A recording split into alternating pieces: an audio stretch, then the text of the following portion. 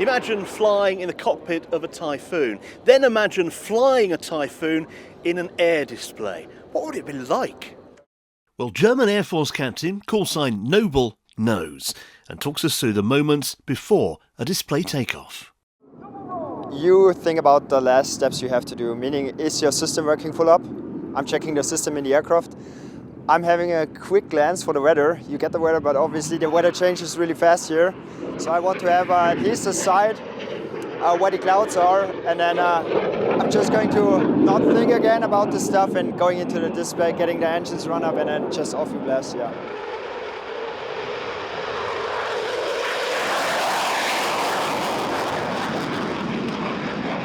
How do you know when the display is going well? Two things. My body, so for the first pull-up, I'm using high G, so I know my body and my system is working full up. That's the one thing I'd like to know, that they are all in a plus. And the second one is if the maneuvers are going good, if the weather is shiny, makes it really easy for me, and then having a good day. Feels incredible. You have 2 times 90 kilonewtons of power, and I'm using it most of the time, as you can see. A lot of afterburner, a lot of 9G plus. Yeah, it's amazing. The aircraft is amazing. The power is amazing.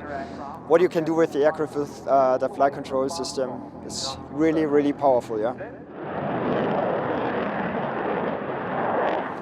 Is there any time where you sort of think to yourself, I'm a bit scared of this? Sometimes, yeah. There are. We had an air show in Poland where the runway was fully flooded after the takeoff. It's quite special on the Typhoon with the brakes. If you don't hit the ground hard enough, let's say this way, you're not going to break the water between the tires and the surface of the runway. And so I was just sliding down the runway, had no chance to brake. So I did another takeoff, did a carrier landing, and it worked out fine. But that was the moment where I was, okay, now I'm really, really scared. Would there ever be a time when you're sitting there waiting and you might just think, no, I'm not going to do this for whatever reason? Absolutely, yeah. So the pilot is also last responsible with the action he's doing. So everything must be safe for the crowd, and must be safe for the aircraft and the pilot at least. So there are things where I say, okay, I'm not going to do this. For example, if the clouds are pressing down.